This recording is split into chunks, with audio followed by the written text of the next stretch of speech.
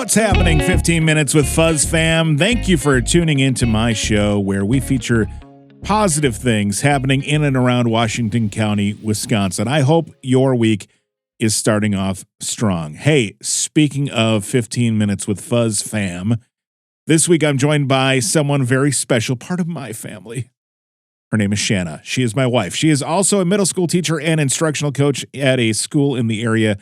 And Shanna joins me this week to talk about her own podcast, the Tech Tools for Teachers podcast, where each week she shares a free piece or two of technology that teachers can use in their classrooms.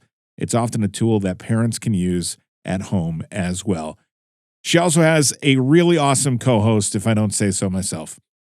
With that, here are 15 minutes on the Tech Tools for Teachers podcast with Shanna Martin, right here on 15 Minutes with Fuzz.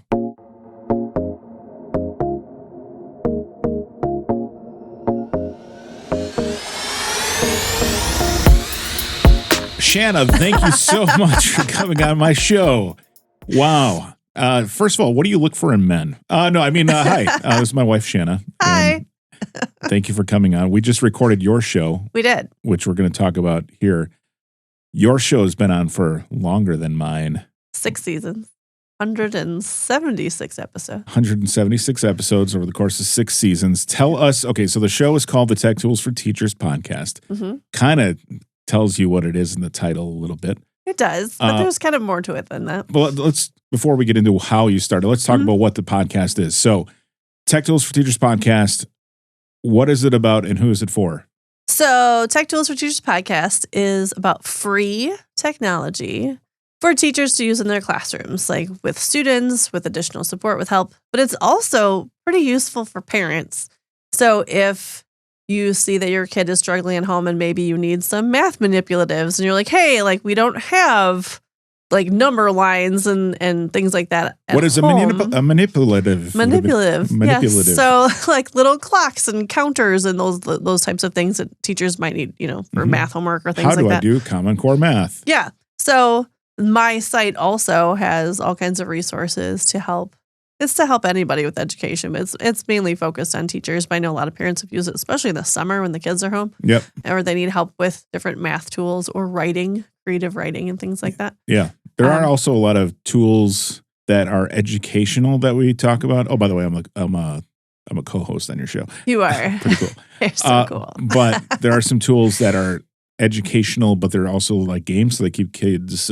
Like all kinds of like interactive type sites. Yeah. Like Prodigy. You want to keep your kids, like let's say you're doing something around the house and you want them to be educated and busy. Yes. Also things like Google Arts and Culture. So if it's a rainy day and or snowing, let's be real, it's Wisconsin. Yep. And you can't make it to the museum, you can go to Google Arts and Culture and do a 3D tour of a place, or they have fun trivia to do, or just there's a lot of learning activities that are on there as well that aren't necessarily just made for the classroom, but they're for fun. Sure. So the site features tools that all of them are free. All of them are free. That's like the biggest piece to me that's important because so many things are expensive that I'm trying to help teachers and support them in their classrooms, and it's free. So all or of at them least have a free version, correct, right? Because some have a paid like a level. paid pro up level version, but they all have a free option of some sort. Okay, very good. So it's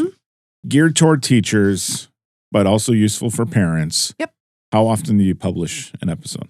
I drop a new episode most Mondays. Yeah. I mean, we drop on Mondays, most Mondays. Probably four a month.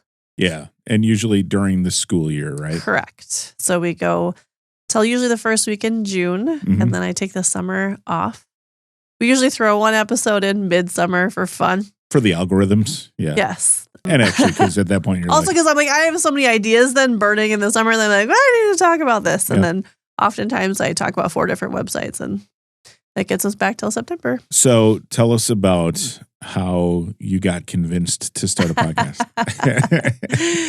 So it was your idea. Basically, I've taught teachers about tech tools for a while within my own district. And I couldn't always get to everybody because I'm only one person.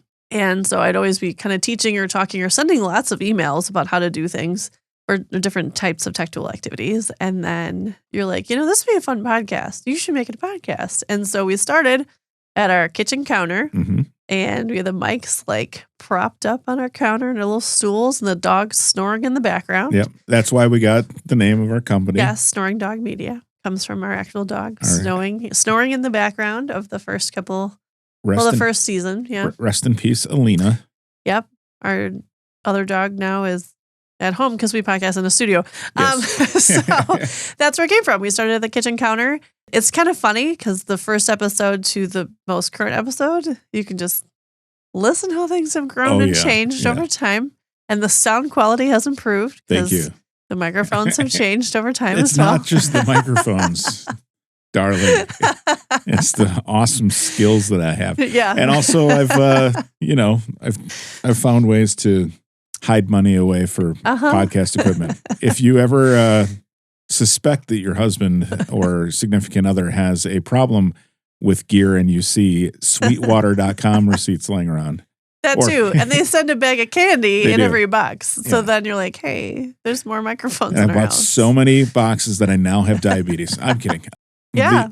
So we got started. It was January 2018? Was that? Yes. So that season went through that school year. Yeah. So that season was half a year. Yeah. Because it went January to June. And then we started at the start of the school year. So then season 2 started in September. All of your episodes are posted on your website, which is smartandwi.com. How did you get the clever Smart and WI-ness? Yes. Because I'm S. Martin and we live in Wisconsin. Yeah, there you go.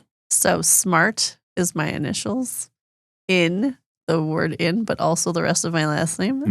Wisconsin. Yeah. So Smart and WI. Martin WI, smartandwi.com. And kind of came easy. And also Tech Tools for Teachers was too long of a URL. But it's also the email address of the podcast. Tech Tools for Teachers podcast at gmail.com, I think is the max character count you can have in an email. But you know what? It works. People find you. Yep. Easy peasy. And you don't have to say things like I do at the end of the episode, which is make sure to spell out the word 15. Right.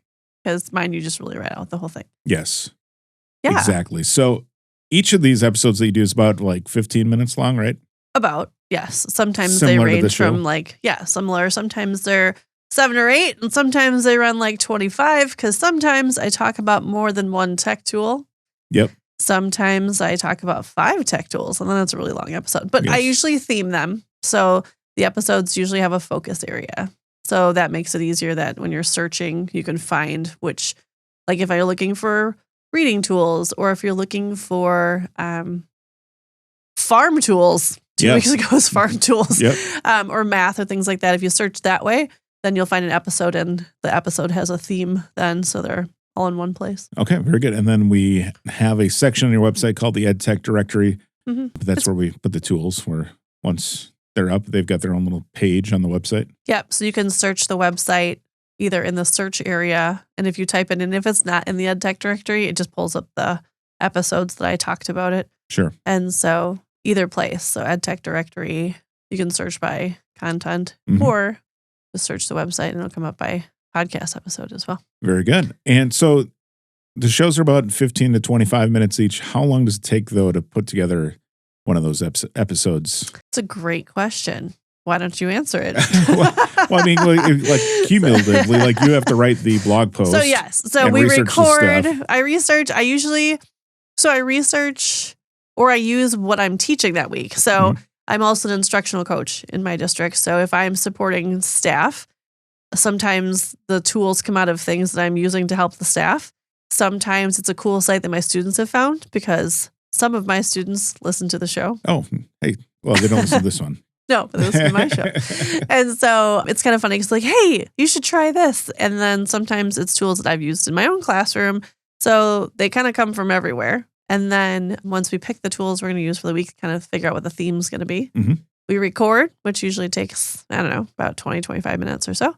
And then I write my blog post, and then I hand all that over to you. And then you make it sound good. Yeah. So about 4 hours a week. Yeah, total. For about a 15 to 25 minute podcast. Yeah. So people know, what is an instructional coach? So an instructional coach within a district or a school district is going to looks different in every district kind of.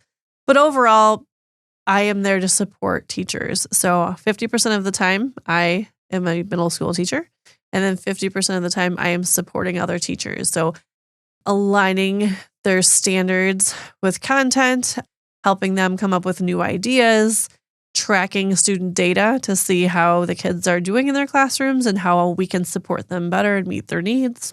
And then putting on professional development for the staff as well. With both this podcast and obviously your instructional coaching, you've also done some speaking opportunities, right? And it's kind of you've done some stuff with like the CISA districts and some other conferences, right? Yep. I've done some speaking through CISA. I've done some through Slate, which is one of the technology conferences in Wisconsin. You're actually going to the Slate conference this coming weekend, coincidentally. I'm going to Ed Camp this weekend. Ed Camp, not Slate. Ed Camp. I knew it was one of those. It's fine. A lot of the people I see at Ed Camp are at Slate as well. Okay. And so, yeah, like different educational places or different platforms and different things. So some are digital, like I'll do webinars, and other times I will be face-to-face running workshops with staff. So it kind of depends on where I'm at and what people need from me, because they just email me and ask, and then I provide them with what I can do. I've also done full digital workshops where I've created YouTube channels for staff to support them that way too. So it's basically whatever,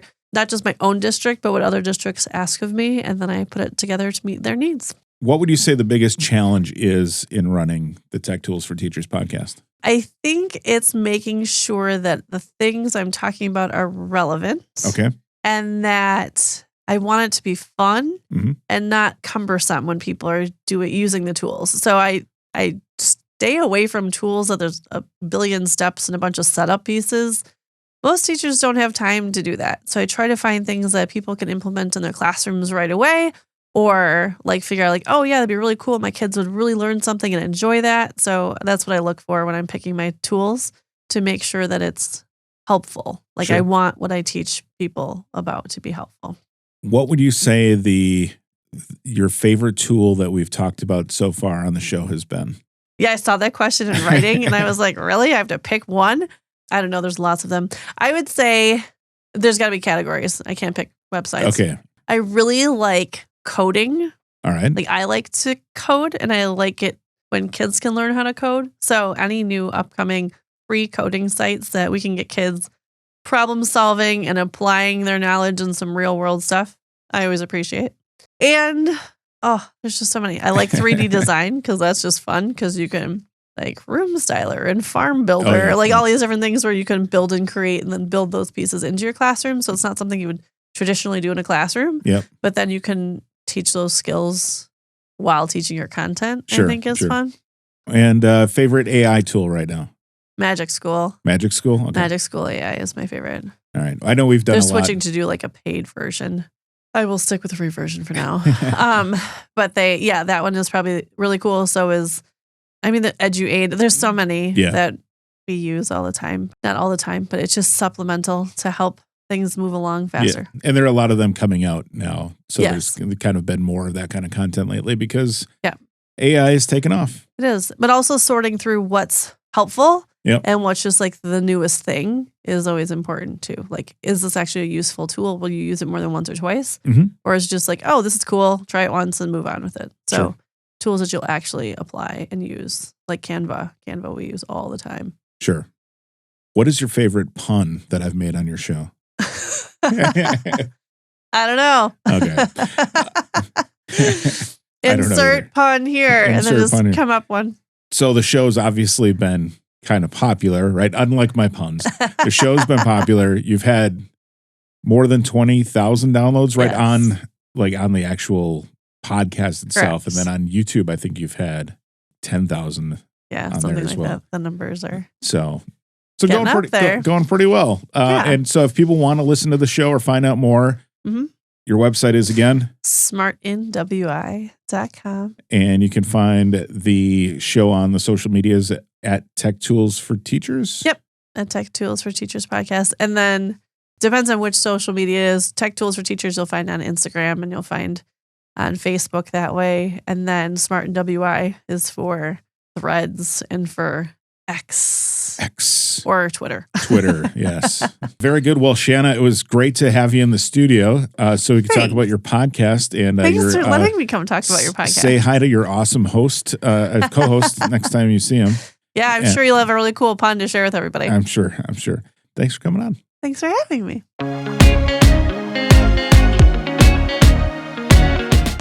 Thank you so much to Shanna for sticking around with me after we recorded her podcast to record one of mine. Again, if you want to listen to her show, it's called the Tech Tools for Teachers podcast. If you know of any teachers who could benefit from her show, feel free to share this episode or the link to her website, smartnwi.com. And if you have an idea for a guest for the show, send me a line, 15withfuzz@gmail.com. Spell out the word 15, 15withfuzz@gmail.com. Or you can text it to me, 262-299-FUZZ. That's 262-299-3899. New episodes of this show come out on Tuesdays. I appreciate you listening, and like you're walking out of your local gas station, I'll see you next time, right here on 15 Minutes with Fuzz.